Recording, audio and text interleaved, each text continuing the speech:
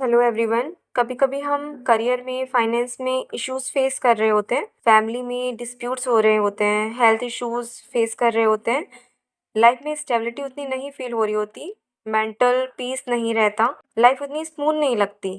कई बार हमारे एंसेस्टर्स उस स्थिति में नहीं होते कि हमें प्रोटेक्शन प्रदान कर सकें, बल्कि उसका उल्टा ही हो रहा होता है। जब किसी कारण पितृ संतुष्ट नहीं होते या किसी कारण लोअर रेलम में अटक गए होते हैं, तो ऐसा होने में पितृदोष बन रहा होता है। तो उस केस में हमें पितृदोष निवारण पूजा कर लेनी चाहिए, पितरों के निमित्त पूजा कर लेनी चाहिए। तो हम देख लेते हैं इंडिकेशंस क्या हैं। करियर ग्रोथ में ऑब्स्टिकल्स आते हैं, ब्लॉकेजेस आते हैं। चाहे कितनी मेहनत कर लो, हम आगे नहीं बढ़ पा रहे हो, उस लेवल पर नहीं बढ़ पा रहे हो जितना हम डिजर्व करते हैं। मैरिज में डिले हो रहा होता है, हेल्थ इश्यूज फेस कर रहे होते हैं, फैमिली में डिस्प्यूट्स हो रहे होते हैं, माइंड भी डिस्टर्ब रहता है। ऐसे केसेस में और ब्लैक मैजिक भी तभी हम पर हो पाता है जब हम पे पितृदोष हो। नहीं तो पितृ अगर सही हो तो हम पे ब्लैक मैजिक उतनी आसानी से नहीं कराया जा सकता। तो हम कुछ पूजा पाठ कर सकते हैं जिसका फल हम अपने पितरों को समर्पित कर सकते हैं, जैसे कि विष्णु जी सहस्त्र नाम का पाठ कर सकते हैं, गजेंद्र मोक्ष श्रोतम का पाठ कर सकते हैं, विष्णु जी के मंत्र कर सकते हैं जैसे कि ओम नमो भगवते वासुदेवाय नमः। इसके अलावा शिव रुद्राष्टकम कर सकते हैं, शिव तांडव श्रोत, श्री राम नाम, श्री हनुमान चालीसा, श्री हनुमान अष्टक, श्रीमद् भगवत गीता का पाठ, श्री रामचरितमानस, सुंदरकांड, गायत्री मंत्र साधना। सूर्यदेव को जल भी पितरों के निमित्त दे सकते हैं। इसमें से जो भी पूजाएं आप करना चाहें उन्हें 2-2.5 घंटे का टाइम पीरियड देकर करें, आराम से करें, ज़्यादा मात्रा में करें।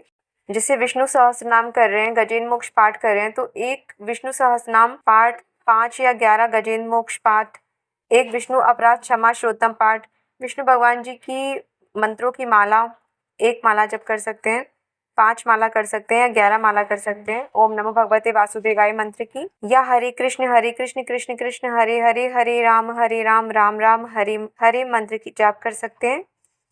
हाथ में जल लेकर संकल्प लेकर के, संकल्प लेने की विधि है, मैं अपना नाम इस स्थान पर रहकर इस तिथि को इस मास में कृष्ण पक्ष या शुक्ल पक्ष जो भी पक्ष उस समय चल रहा हो ये पूजा कर रहा हूँ या कर रही हूँ, इसका फल मेरे पितरों को मिले। जो या तो पितृलोक में है या तो बंधन में है, जो या तो प्रेत योनि में है, उनको हे ईश्वर आप उनको मुक्ति दीजिए, आप उनको बंधन मुक्त करिए। और यदि वे मलिन है तो उनको शुद्ध करके पितृलोक की तरफ ऊर्ध्वगति करिए, अच्छे लोगों की तरफ ऊर्ध्वगति करिए। सूर्यदेव से भी अगर जल चढ़ा रहे हैं उनके निमित्त तो ऐसी ही प्रार्थना करें। अपने इष्ट से कहें, हे इष्ट, ये जो मेरी पूजा है इसका फल मेरे पितरों को ही की सदगति को ही प्राप्त हो, इसका फल कोई भी नकारात्मक ऊर्जा से ग्रहण ना कर सके। 21 दिन इन पाठों को कर सकते हैं, 21 दिन का संकल्प ले सकते हैं, या पितृपक्ष के 15 दिन पूजा करने का संकल्प ले सकते हैं। शाम के टाइम पे गीता जी का पठन, ठाकुर जी से पितृ स्वरूपी नारायण भगवान से प्रार्थना, हे नारायण, हमारे जो पितृ हैं जो किसी भी अधोगति में हैं उन्हें सदगति प्राप्त हो। और गीता जी का ये पाठ हम जो कर रहे हैं उनको इस पाठ से सदगति प्राप्त हो। पितरों का, पूर्वजों का स्मरण करें कि आप आइए और हम जो ये गीता जी का पाठ कर रहे हैं आप उनको श्रवण करिए। ऐसी भावना करके पितरों का ध्यान करके गीता जी का पाठ करें।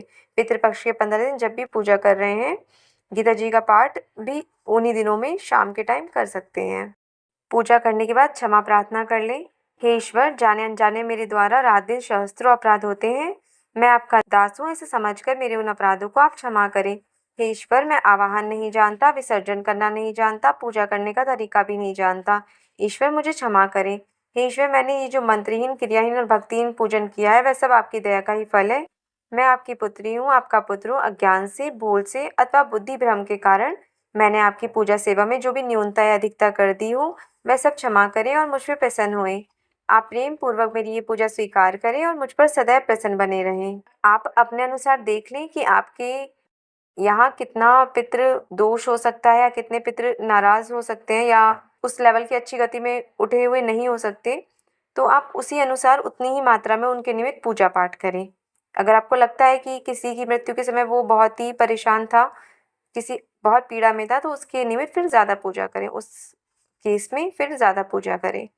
या फिर किसी की मृत्यु ऐसे हुई कि वो अकाल मृत्यु थी, प्रेगनेंसी के टाइम थी, या कभी कभी किसी केस में आत्महत्या थी, तो इन केसेस में पूजा ज़्यादा करने की ज़रूरत पड़ेगी। इसके अलावा पितरों को फल देते हुए किसी अमावस्या को श्री हरि नारायण भगवान का मंत्र जाप ओम नमो भगवते वासुदेवाय नमः करके पितरों को उसका फल समर्पित कर दें। इसके अलावा तर्पण करवा सकते हैं पंडित को बुला करके। तर्पण की विधि इस पुस्तक में है नित्य कर्म पूजा प्रकाश। पुस्तक का नाम है नित्य कर्म पूजा प्रकाश। इस पुस्तक में तर्पण की विधि लिखी हुई है। अगर आप पढ़ना चाहें, देखना चाहें तो नेट में उपलब्ध होगा। एकादशी को विष्णु सहस्त्र नाम का पाठ कर सकते हैं। घर में रामायण रखवाई जा सकती है पंडित जी से कह करके कि हम अपने पितरों की सदगति के लिए पाठ करा रहे हैं, हमें भी उसका फल प्राप्त हो और पितरों को भी हमारी सदगति प्राप्त हो। ईश्वर हम पे भी प्रसन्न बने रहे और हमारे पितरों को भी सदगति प्राप्त होए। इसके अलावा दान करा जा सकता है, दान करना चाहिए, जैसे कि पक्षियों को दाना डालना, चींटियों को भोजन, मछलियों को, गाय को, जरूरतमंदों को भोजन, वस्त्र, उसका फल पितरों को देते हुए। ये जब तक आपको लगता है कि थोड़ी मात्रा में, जब तक आपको लगता है कि पितृपक्ष के दौरान ऐसा कर सकते हैं। पितरों का संबंध मूलाधार चक्र से है हमारी शरीर में। मूलाधार चक्र अगर ब्लॉक होता है तो जीवन में स्टेबिलिटी नहीं आ पाती। इसके अलावा हम अपने लिए गणपति जी के मंत्र भी कर सकते हैं। साधनाओं के दौरान हमें भोजन शुद्ध रखना चाहिए, हल्का रखना चाहिए। शुद्ध भोजन हमें इसलिए रखना चाहिए ताकि हम किसी भी नकारात्मक प्रभाव या नकारात्मक ऊर्जा से बचे रहें। ग्रहों में केतु का संबंध हमारे पितरों से है, तो हम केतु ग्रहों के मंत्र जाप करके केतु ग्रह की शांति भी करने के लिए पूजा कर सकते हैं, मंत्र जाप कर सकते हैं।